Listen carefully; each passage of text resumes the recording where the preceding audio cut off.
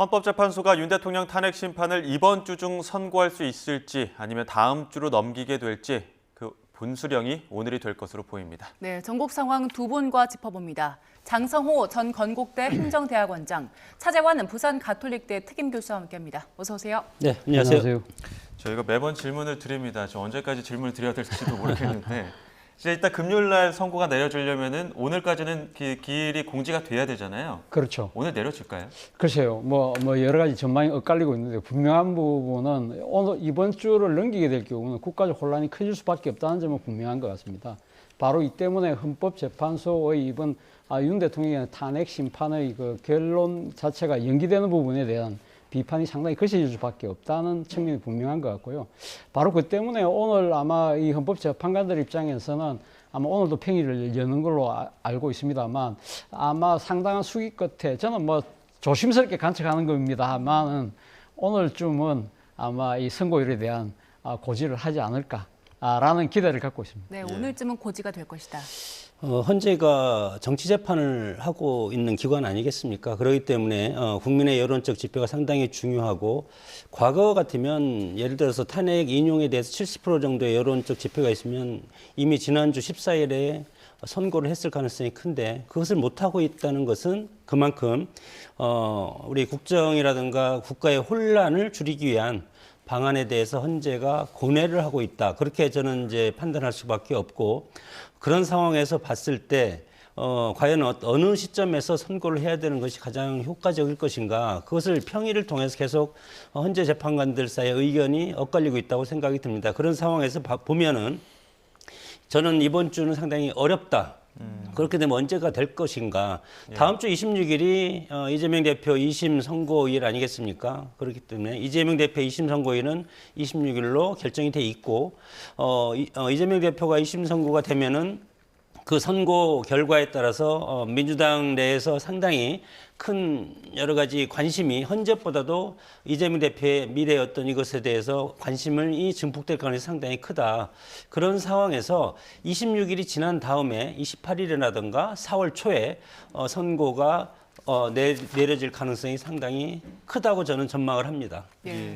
장 교수님 말씀하신 대로 26일 기점으로 전후로 선고가 좀 갈리게 된다면 만약에 26일 이후에 선고가 나온다면 어떻게 파장이 이어질까요? 만약에 이재명 대표 2심보다 만약에 늦게 될 경우에는 사실은 뭐 이재명 대표의 2심 결과가 앞으로 어떻게 나올지는 알 수 없습니다만 만약에 피선거권 박탈이 되는 상황이라고 한다면 아무래도 헌법재판소 입장에서는 상당히 부담이 클 수밖에 없는 것이죠. 그런데 지금 아까 장 교수님을 비롯해서 국민의힘 쪽에서는 2심 결과가 아마 피선거권 박탈령이 나올 가능성이 높다고 판단을 하는 것 같아요. 그렇기 때문에 그런 경우에는 아무래도 이 지금 국민의힘 입장에서는 조금 상황 자체가 유리하게 전개될 수 있다고 판단을 하는 것 같고요. 그런데 문제는 그렇습니다. 제가 생각했을 때는 헌법재판관들 입장에서는 특정 정치인의 선거법 지금 이 심판 여부와 관련해서 대통령 선고를 그러니까 정하는 것 자체가 상당히 정치적이고 편파적인 결정일 수 있다는 비판에 휩싸일 수 있잖아요. 그렇기 때문에 제가 앞서도 조심스럽게 이번 주에 나올 거라고 제가 그러니까 기대를 하는 부분이 바로 다음 주로 넘어갈 경우에는 이재명 대표의 2심 결과에 따른 정치적인 뭐랄까 유불리 이런 부분들에 대한 상당한 또 논의와 또 이 지금 그 헌법재판소에서의 정치적 외압이 클 수밖에 없는 부분이기 때문에 제가 생각했을 때는 아마 오늘 평일을 통해서 아마 그 선거 날짜를 아마 공지하지 않을까 하는 생각이 드는데요. 지난 2017년 같은 경우에는 3월 10일 날 선고가 됐는데요. 3월 8일 날 오후 5시에 선고일자가 공고가 됐거든요. 그렇다고 한다면 오늘 평일을 이제 하게 되면 아마 끝나는 그 시점 되면 아마 이 선고 날짜를 정확하게 알 수 있지 않을까 생각이 듭니다. 오후쯤엔 나올 수 있을까라는 예측을 해주셨는데 워낙 이렇게 철저한 보안 속의 그 평의가 이루어지다 보니까 여러 가지 좀 예측들도 나오고 있습니다. 지금 이렇게 재판관들의 고심이 길어지는 이유는 어디에 있다고 보십니까? 뭐 내부적으로는 여러 가지 부담되는 거 지금 윤석열 대통령의 이 파면 여부에 대해서 상당히 정치적인 부담이 되는 것이 광장에서 상당히 지금 보수와 진보 세력이 격돌하고 있지 않습니까? 그렇기 때문에 이것에 대해서 과연 어떻게 하는 쪽이 헌재 입장에서는 인용을 하든 기각을 하든 각하를 하든 상당히 정치적인 부담을 가질 수밖에 없지만 예. 그럼에도 불구하고 헌법을 수호하는 기관이기 때문에 양심에 따라서 선고를 해야 되는 그런 입장에 있고 이것을 더 늦출 경우에는 광장에서 양쪽에서 진행해서 지금 단식이 계속 진행되고 있지 않습니까? 그런 상황이기 때문에 이것을 조속히 끝내야 되는데 그럼에도 불구하고 예를 들어서 뭐 4대4, 5대3, 6대2 이런 식으로 소수 의견이 있다고 했을 때 그 비판 또한 감당하기가 어렵다. 그런 차원에서 보면은 헌재 입장에서는 지난번에 어떤 우리 탄핵 기각 사유에서 봤을 때는 8대0 전원일치로 지금 하고 있지 않습니까? 그러니까 기각이든 각하든 아니면 인용이든 헌재의 부담을 조금이라도 줄여서 헌재의 이름으로 8대0으로 기각이나 각하나 인용 그런 것을 결정을 하는 것이 헌재 입장에서도 기관 입장에서 상당히 유리하다 그렇게 판단을 하는 거기 때문에 이 지금 평의 과정이 그런 것을 도출하는 그런 과정이라고 생각이 들고 예. 아직까지 뭐 전원일치 판정에 대한 합의가 이루어지지 않기 때문에 이것이 길어지고 있다고 봅니다.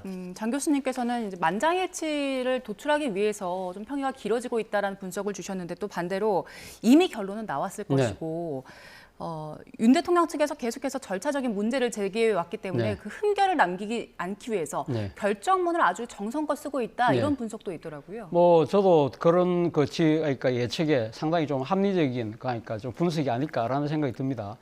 지금 이렇게 전직 헌법재판관을 지냈던 분의 그 분석에 따르면 이 지금 대통령 그 최종 변론 기일이 끝난 지가 꽤 시간이 됐기 때문에 아마 재판관들 입장에서는 인용이냐 기각이냐 나름대로 결론 다 났을 것이다.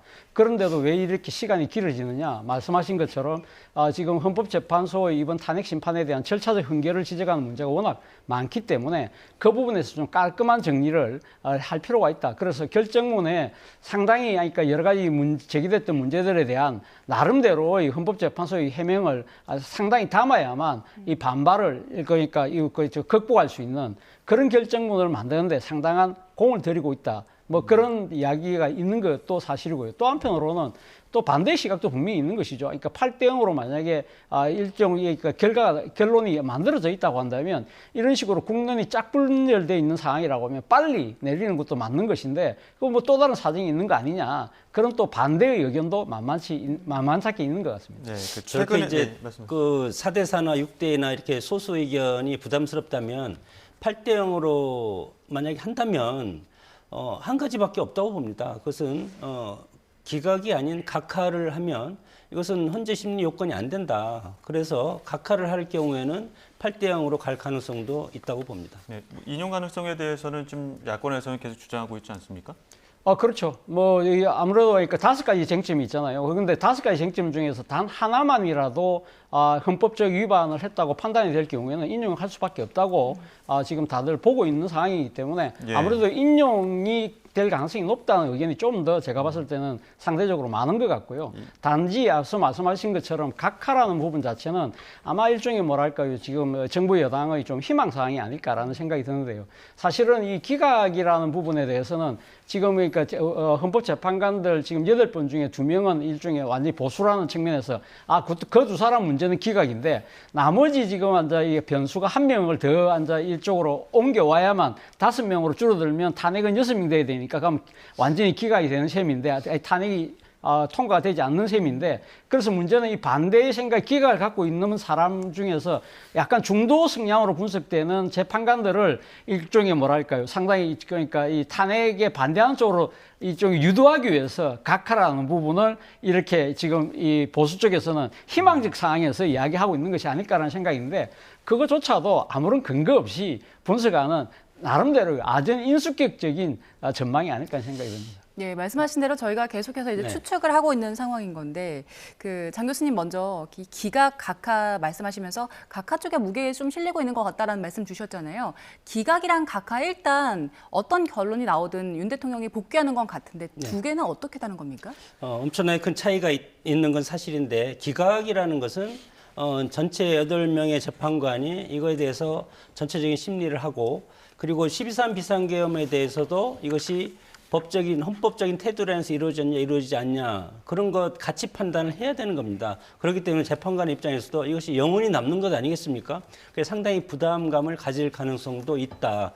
그래서 각하를 하면 이것은 재판에 헌법재판소에 올 이런 가치가 없기 때문에 이것을 그냥 재판거리가 안 된다. 그래서 간단하게 써서 각하를 하면 되는 겁니다. 그러나 다만 각하를 했을 때는 기판력이라고 하는데 재판으로서의 일사부재리 원칙이 있지 않습니까? 각하라는 것은 민주당이 다시 이것에 똑같은 사안으로 조금 보완해서 탄핵을 다시 재소추할 수 있는 겁니다.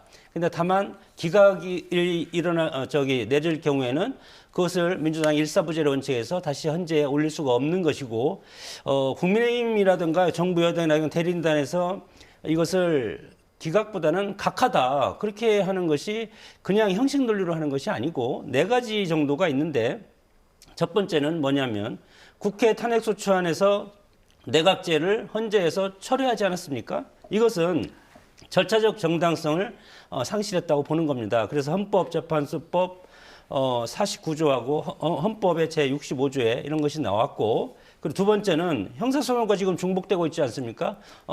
윤석열 대통령이 지금 형사소송 지금 재판을 받고 있기 때문에 이거와 겹칠 수가 없는 겁니다. 그래서 헌재 재판은 형사소송이 진행될 때는 일시적으로 정지해야 된다는 이것이 헌재법 제51조에 나와 있고 그리고 세 번째는 내란죄 수사의 불법성이라는 게 탄핵심리 실체적 정당성이 결여돼서 지금 우리가 지금 쭉 주장하고 있는 것들이 대법원 제2007년도에 나온 판례에 나와 있다. 그리고 네 번째 마지막으로는 직권남용죄 적용이 불가하다는 겁니다. 왜냐하면 이것은 비상계엄은 대통령의 고유 권한이라는 것이 헌법 제77조에 나와 있고 직권남용죄가 부적절하다는 대법원 판례도 2012년에 나와 있기 때문에 이런 4가지 이유로 인해서 이번 대통령의 탄핵은 각하돼야 된다. 그렇게 주장하는 논리입니다. 정부 여당에서 이렇게 계속 각하 쪽에 대한 어떤 근거를 제시하면서 네. 이제 주장을 하고 있는 상황인데 네. 지금 자 여당 쪽에서는 그렇게 얘기하고 있지만 야당에서는 또 한편으로는 마은혁 헌법재판관 후보자 즉각 임명해야 된다는 어떤 주장을 좀 강하게 하고 있습니다. 지금 네. 참을 만큼 참았다고도 얘기하고 있는데요. 일단 뭐 지금 마은혁 재판관이 사실 민주당의 요구대로 만약 임명이 될 경우에는 대통령 탄핵 심판에 또 상당한 변수를 작용할 수 있거든요. 그렇다고 한다면 사실 바로 그 때문에 일각에서는 그러니까 민주당이 사실 지금 현재 그러니까 헌법재판소가 결론을 못 내리는 이유 중에 하나가 소위 그러니까 대통령 임용을 위한 6명을 못 채웠기 때문에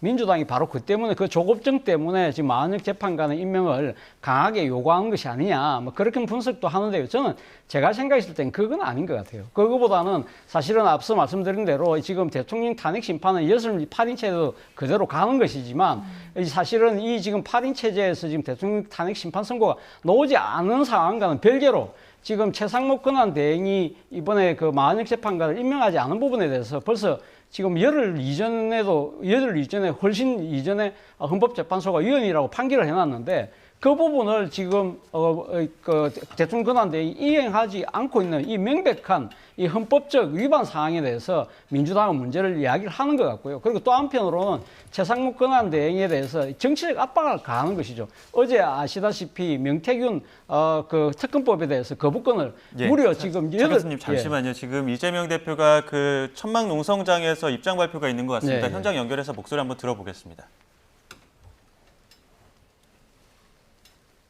네, 대한민국 공당의 최고위원회의를 이렇게 노상에서 진행하게 된 점에 대해서 참으로 안타깝게 생각합니다. 또 이 장면을 지켜보시고 걱정을 하실 우리 국민들께도 죄송하다는 말씀을 드립니다.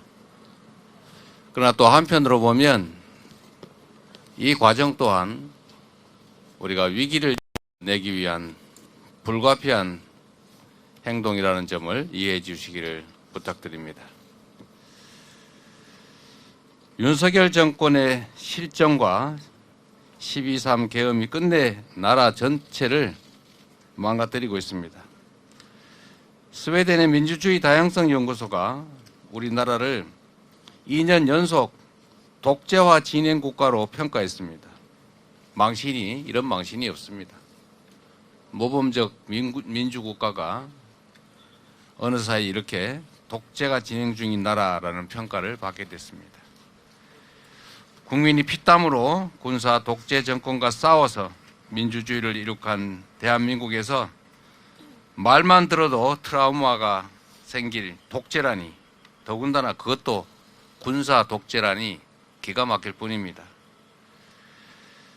다시는 없으리라 얘기했던 군사 쿠데타가 45년 만에 부활했고, 입만 열면 자유민주주의 노래를 부르더니 정작 자유민주주의를 파괴하고 있습니다.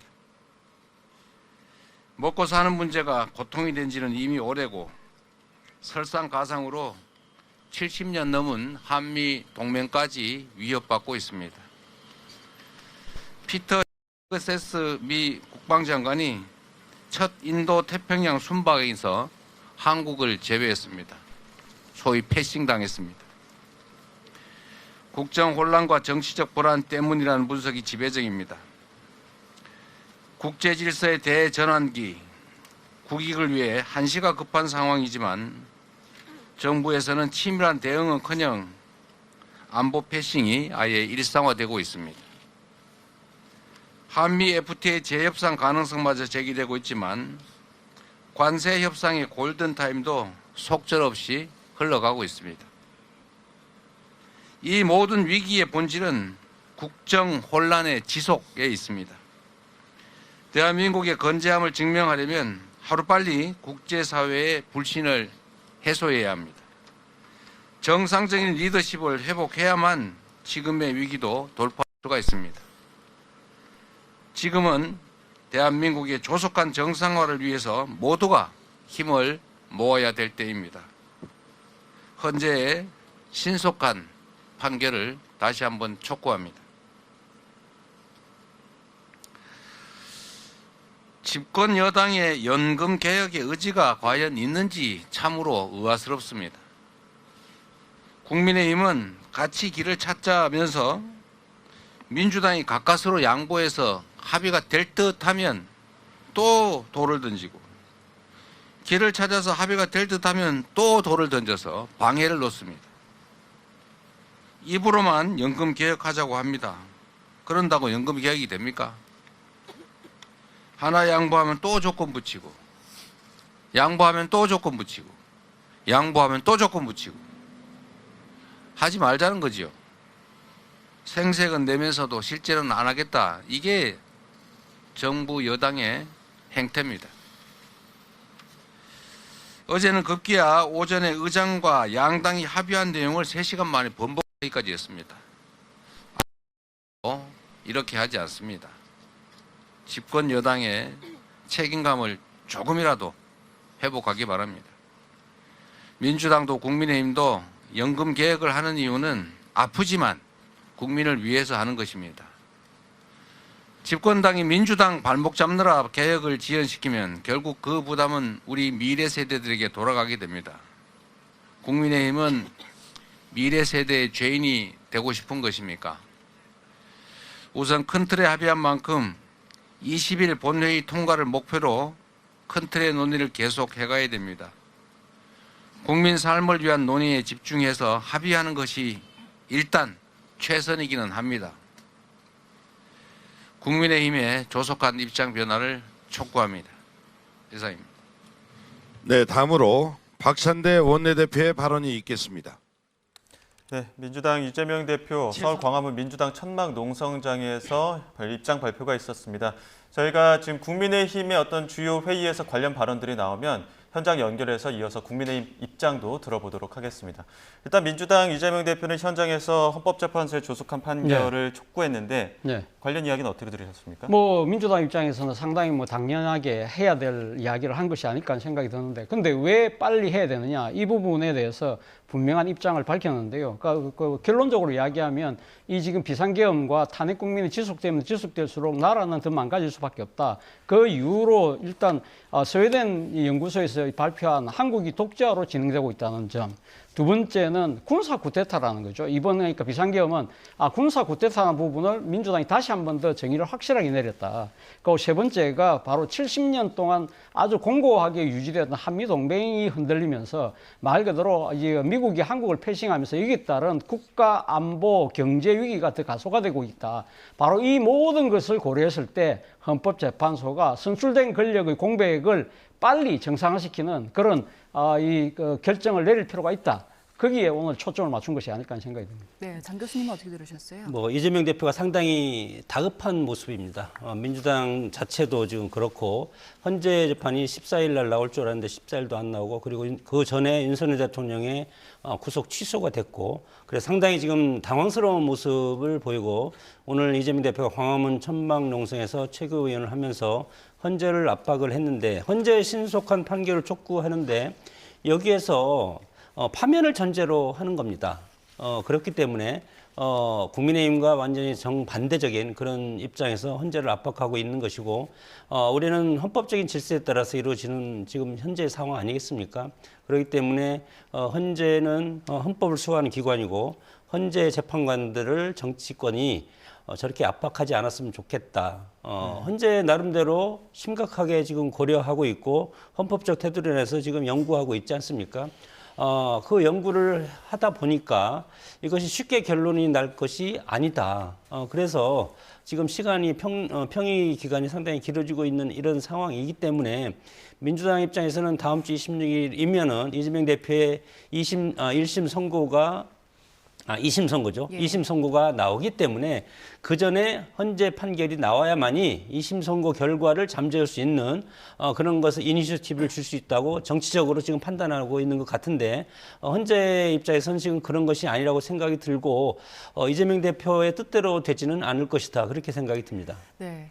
이재명 대표 발언 듣기 전에 저희가 마은혁 후보자 미임명 문제 관련해서 교수님 이야기를 듣고 있었는데 그 최상목 권한대행이 어제 국무회의에서 그 윤석열 대통령 탄핵 심판과 관련해서 어떤 결정도 어떤 결과도 존중하고 수용해달라 이렇게 국민께 호소한다라는 이야기를 했잖아요. 그런데 헌법재판소에서 마은혁 후보자 임명해라라는 결정을 내렸는데 3주 가까이 받아들이지 않고 있는 모습은 어떻게 보세요? 그거는 앞서 명백하게 제가 생각해도 헌법 위반이라고 헌법재판소가 이야기했기 때문에 이건 국가기관을 담당하고 있는 책임자로서는요. 그리고 지금 또 그 국가기관도 전체적인 지금 이 국가를 리드하는 사실상 지금 대통령의 직을 행하고 있기 때문에 사실 바로 그 이행을 하는 것이 맞는 것이죠. 그런데 아마도 이 마은혁 재판관이 임명될 경우에는 아무래도 마은혁 재판관의 정치적 성향 자체가 대통령 탄핵 인용에 한 표를 더 올리는 그런 상황이라는 아마 생각을 하고 있는 것 같아요. 그렇기 때문에 사실 그러니까 지금 이 국민의힘을 비롯해서 특히 윤석열 대통령 측에서도 마은혁 재판관 임명에 대해서 강한 거부 입장을 보이고 있는 거지 않습니까? 그렇기 때문에 그러니까 이 지금 최상목 권한대행 입장에서는 일종의 정치적 의리 뭐 이런 것들을 지금 고려하고 있는 것이 아닐까 하는 생각이 드는데 바로 그 문제 때문에 사실 민주당이 어저께 강하게 이야기했던 것이고 그리고 아마 민주당 입장에서는 사실 이런 부분들이 평소에 이런 헌법재판소의 그러니까 결정 자체를 이행하지 않을 경우에는 당연히 그러니까 이 헌법 위반이기 때문에 아마 여기에 대해서 탄핵 소추를 발의할 수밖에 없었을 거예요. 그러나 근한대행의 근한대행이라는 이런 아주 비상식이기 때문에 그동안 이 탄핵 소추를 상당히 유보를 해왔지만 아마 제가 생각했을 때는 오늘 아마 비상의원총회가 민주당에서 있다고 그래요. 그렇다고 한다면 그 논의 결과에 따라서는 아마 최상목 권한대행에 대한 탄핵 소추 발의도 있지 않을까 하는 생각이 듭니다만 또 한편으로는 만약에 이 최상목 권한대행이 그러면 이 탄핵 소추가 돼서 직무가 정지되면 이주호 교육부 총리가 그러면 다시 또 권한대행이 되는 셈인데 과연 이주호 부총리도 그럼 제대로 임명할 것인가? 거기에 대해서는 또 고개가 갸웃거리거든요. 그런 측면에서 민주당의 고심이 바로 그 때문에 깊어지는 것 같습니다. 어떻게 보십니까? 글쎄요. 지난번 헌법재판소에서 판결을 할 때 권한쟁의 심판 헌재 구성권, 국회 3명을 추천하는 구성권은 인정을 했습니다. 그것은 합헌이다. 그렇기 때문에 임명을 해야 된다. 그런 당위적인 결론을 냈고 다만 임명권은 대통령의 고유 권한이기 때문에 각하를 하지 않았습니까? 이런 상황에서 지금 최상목 권한대행이 이것을 임명하지 않는다는 건 아닙니다. 헌재의 그런 뜻을 존중하면서 여러 가지 마은혁 재판관에 대해서 심사숙고하고 있다. 기간은 한 달이 될지 두 달이 될지 6개월이 될지는 모르지만 예. 그렇기 때문에 민주당 입장에서는 지금 현재에서 지금 평의 과정에서 결론이 나오지 않고 있기 때문에 이재명 대표가 지금 천막에서 지금 최고위원을 주재하면서 헌재를 압박하고 있는 상황이지 않습니까? 그럼에도 불구하고 최상목 권한대행은 그러면 탄핵을 당하더라도 나는 숙고를 더 해야 되겠다.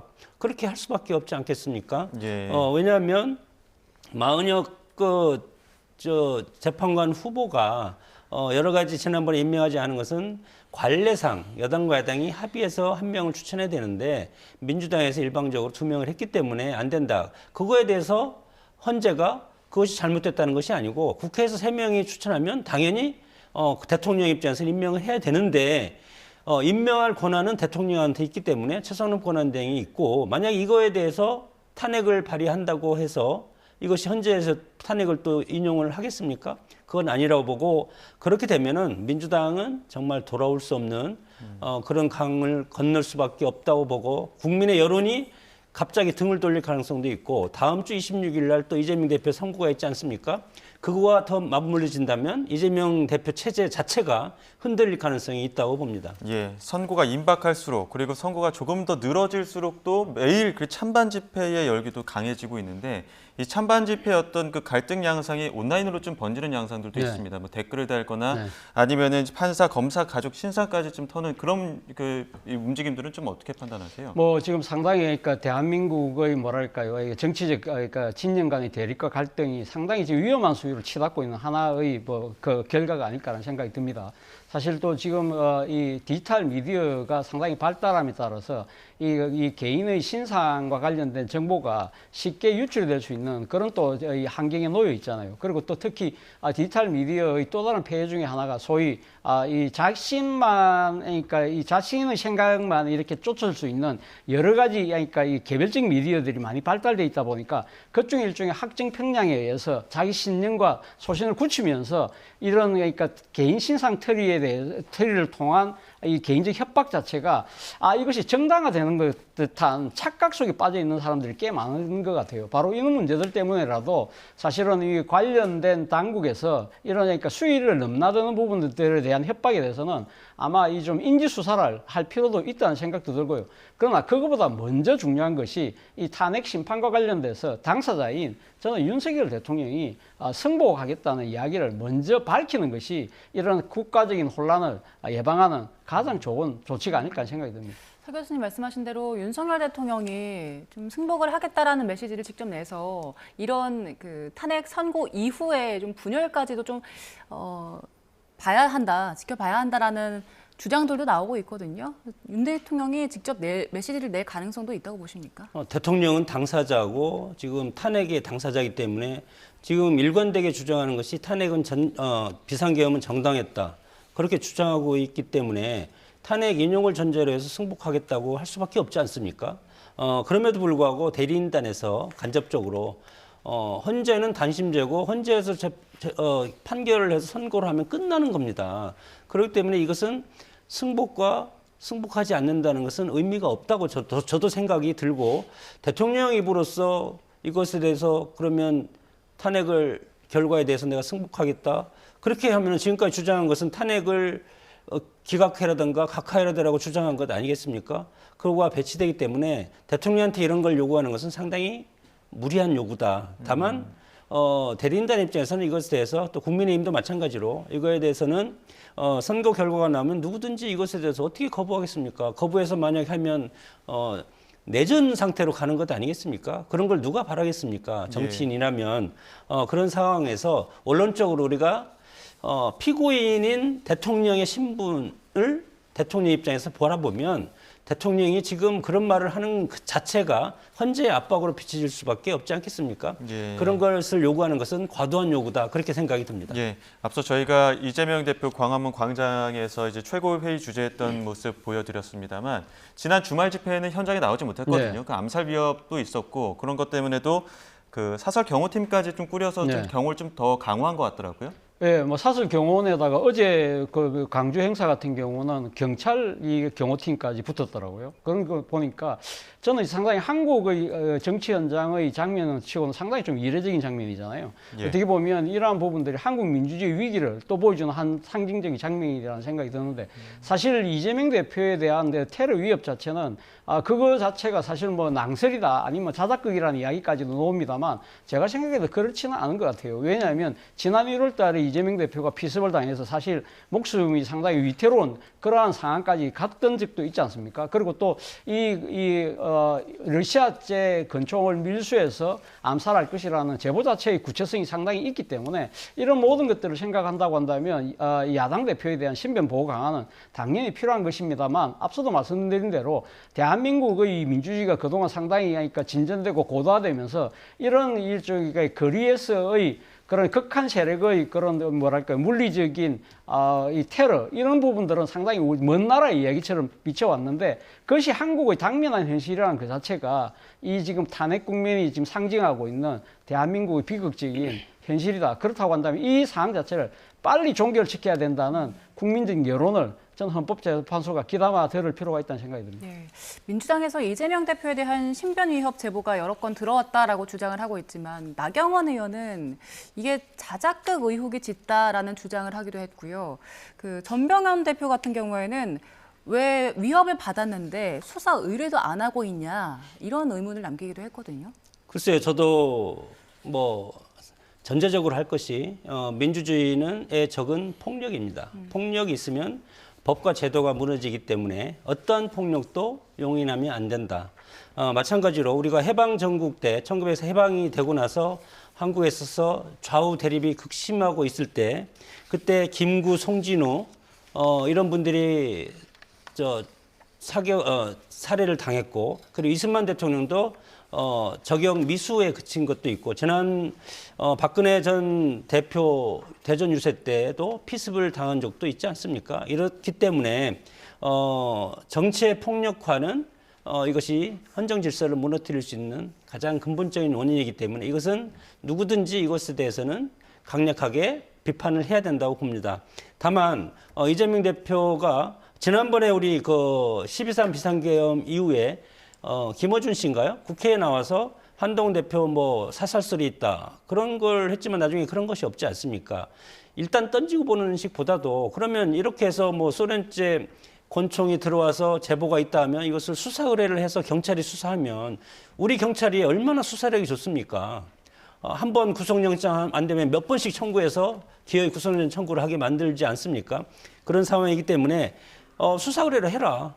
그런 것이 국민의힘이라든가 나경원 의원의 입장이기 때문에 그럼에도 불구하고 이런 것들이 지금 우리가 나오는 것은 우리 현재 상황에 있어서 상당히 휘발성 있는 그런 소재가 될 가능성이 크기 때문에 이런 문제가 있다면 정말 그것은 빨리 법적으로 해서 해소해 주는 것이 정치인들의 임무라고 생각이 듭니다. 예, 자 마지막으로 어제 있었던 그 박성재 법무장관 그 탄핵소추 변론기일 어떤 내용들이 있었는지도 좀 짚어보겠습니다.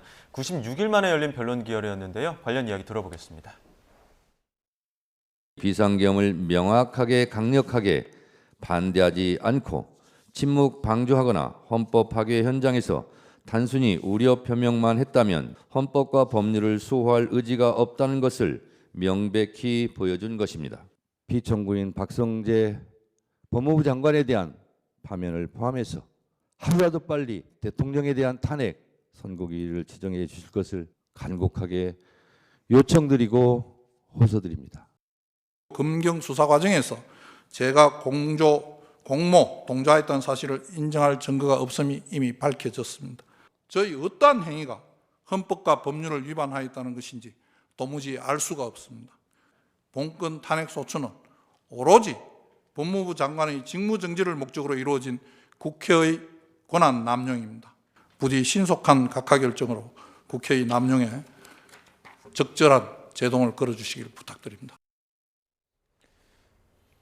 일단 국회 측에서 이야기하는 거는 법을 그렇게 잘 아는 분이 왜 그날 그렇게 강력하게 만류하지 않았느냐 뭐 이런 부분들인 것 같더라고요. 그렇죠. 뭐 박성재 장관이 법무부 장관이잖아요. 그렇다고 한다면 당시 계엄 선포의 그런 위헌성, 불법성을 누구보다 잘 알 수 있는 주무장관인데 왜 거기에서 적극적인 행위를 하지 않았느냐. 바로 그런 부분이 헌법을 수호할 의지가 없었다는 부분이고, 그리고 공교롭게도 그 다음 날 대통령실의 안가에서 이 대통령 지인들과 관련된 분들이 몇몇 분들이 모여서 또 뭔가 이 해동을 했다. 이 해동 자체가 상당히 계엄 이후의 여러 가지, 그러니까 지금 그 예상되는 여러 가지 파장들을 미리 그러니까 차단하기 위한 그런 모임을 한 거 아니냐. 바로 이런 부분들이 상당히 법무장관으로서의 그러니까 법률적인 그러니까 그 뭐랄까요, 그 행사 권한을 나름대로 제대로 발휘하지 못한 부분이 있다. 그런 부분들 때문에 탄핵 소추를 했습니다만, 또 한편으로는 사실 지난번 그러니까 이 특검법과 관련된 이 국회 본회의에 설명을 마치고 들어가는 과정에서 야당이 야유하니까 이 야당석을 보면서 째를 봤다. 뭐 그런 부분들도 상당히 정황 증거로 그렇게 해서 약간 개심죄가 적용된 것이 아니냐. 뭐 이런 부분으로 또 이제 이 박성재 장관 측에서는 이야기를 하는 것 같아요. 반면에 국회 측에서는 그러니까 지금 박성재 장관 측에서는 그러니까 그 뭡니까 이 탄핵 소추권이 앞서 이야기했던 대로 남용이 되고 있다. 방금 말씀하신 대로 일종의 개심죄가 작용을 해서 그렇게 이야기하는 부분이 사실은 법무부 장관이 대통령의 측근이라는 그러한 나름대로의 민주당 나름대로의 그 생각으로 인해서 직무정지만을 노린 탄핵 소추권 남용이기 때문에 이러한 부분들은 기각이 필요하다. 이런 것을 박성재 장관은 주장한 것 같습니다. 예. 그 박성재 장관 변론이 어제로 종결이 됐고요. 이제 선고 기일만 남겨두고 있는데 아직 정해지진 않았거든요. 근데 이게 비상계엄 사태 가담한 의혹도 있기 때문에 윤 대통령 선고와 함께 나야 한다 이런 주장도 나오고 있는데 그 선후 관계 어떻게 될 거라고 전망하세요? 뭐 선후 관계를 한다고 하더라도 1주, 2주 차이 아니지 않습니까? 그 선후 관계는 큰 의미가 없고, 다만 지금 헌재에서 대통령 탄핵 심판과 관련해서 박성재 지금 법무부 장관이 국무회의 때 이것에 대해서 이제 그런 것들이 연관이 돼 있기 때문에 헌재 입장에서는 우리가 해석을 해보면 이것이 연관이 되어 있기 때문에 먼저 박성재 법무부 장관을 탄핵을 기각시키거나 인용을 하면 대통령의 선거에 대해서 상상을 할 수 있지 않겠습니까? 유리하게 해석하고 그럼 광장에서 이거에 대해서 더 뜨거우게 논란이 있을 가능성이 있기 때문에 뭐 오히려 늦게 할 가능성이 있지 않을까 이렇게 해석은 하지만 그것은 뭐 거의 의미가 없다고 봅니다. 왜냐하면 박성재 법무부 장관을 보듯이 탄핵에서 공모한 사실도 없고 다만 민주당 의원들을 째려보는 괘씸죄 이렇게 되면은 결국은 상상에 의한 탄핵이고 민주당이 묻지마 탄핵 그리고 정부를 무력화시킬 수 있는 그런 탄핵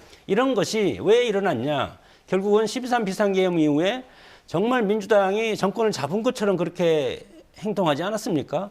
그런 상황에서 이루어진 탄핵이기 때문에 누구든 저 대통령과 가까이 하고 우리의 뜻에 반대하면 무조건 탄핵한다. 그래서 줄탄핵이 이루어졌고 결국은 박성재 법무부 장관은 기각을 예상할 수밖에 없고 결국은 9대0 기각이라는 그런 역사적인 판결을 남기고 있다. 그렇게 저는 전망을 합니다. 앞서 이제 국회 측 목소리 들어보셨습니다만 윤 대통령 선고기일도 빨리 좀 지정을 해달라 이런 이야기도 앞서 박성재 법무부 장관 탄핵심판 변론 기일에서 입장을 밝히기도 했습니다. 여러 가지 변수들이 있겠지만 오늘을 기점으로 그런 변수들이 작용을 할지 그런 부분들도 한번 조심스럽게 예측해 볼 수 있을 것 같습니다. 여기까지 듣도록 하겠습니다. 지금까지 장성호 전 건국대 행정대학원장, 차재원 부산가톨릭대 특임교수 두 분과 함께했습니다. 고맙습니다. 고맙습니다.